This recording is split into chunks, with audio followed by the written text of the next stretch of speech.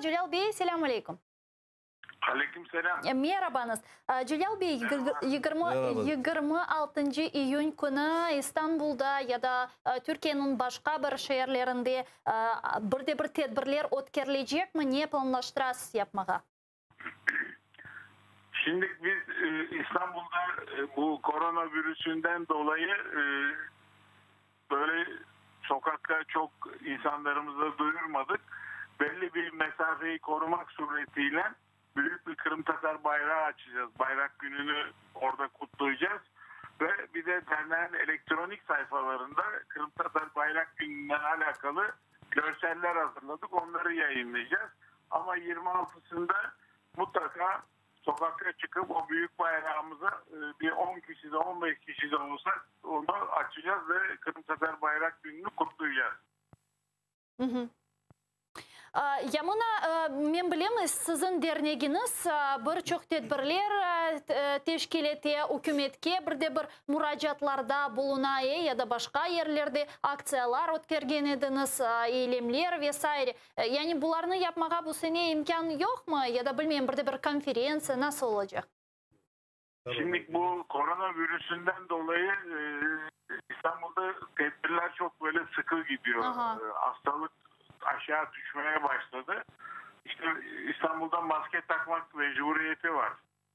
Ve belli bir yaşın üstünden sonra da sokağa çıkma yasağı var. Gündüz çıkabiliyor ama belli bir saatten sonra evine dönmesi lazım. Şimdi bu sağlık tedbirleri geçtiği için böyle bir konferans, işte böyle büyük topluluklarla gösteri yapmak pek mümkün değil. Çünkü herkes bu virüsten dolayı tedirgin. Ama biz yine az da olsa bir 15-20 kişi bile sokakta çıkıp Büyük Kırım Tatar bayrağını açacağız bir meydanda. Hani o sosyal mesafe diyorlar yani insanların çok birbirine yaklaşmadan o bayrak günümüzü kutlayacağız. Çünkü bu hastalık sebebiyle herkes tedirgin koronavirüsünden dolayı pek sokakta çıkmak, çocuklarını göndermek istemiyorlar. Hı hı.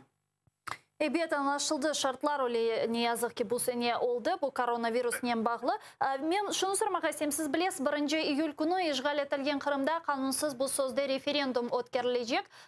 Rusya'nın anayasasına değişmeler körsetülüğüyle bağlı. Aslında bu günle bağlı ne düşünüyorsunuz bu kanunsuz referandum hakkında ve bir bilmeyeyim narazılık bildirmeye planlaştırasınız mı? Mektup mu? Bir müracaat mı? Bir şey?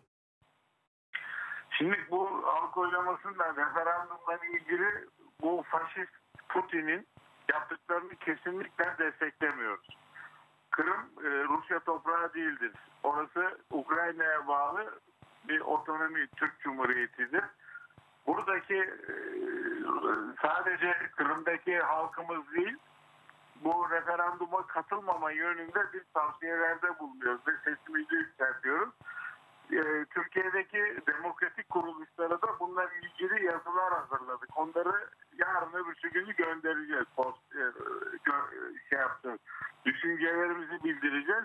Bu sadece halk oylaması Kırım'dan değil, Rusya Federasyonu'nun içinde yaşayan Türk halkları var orada. Kazan Tatarı kardeşlerimiz var.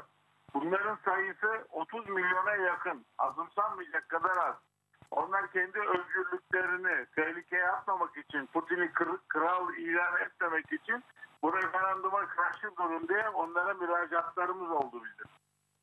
Türkiye'de yaşayan Kazan Tatarlarına onlara müracaat ettik ve elektronik ortamda da bu konuda yaygın bir şekilde o topluluklara, gruplara mesaj atarak biz bu referanduma karşıyız, siz de karşı gelin, sebeplerini sıralıyoruz. Özgürlüğünüzü düşünüyorsanız, faşist Putin'in kral olmasını istemiyorsanız işte buna karşı çıkın filan şeklinde, özgürlük için karşı çıkın şeklinde sloganlar geliştirdik.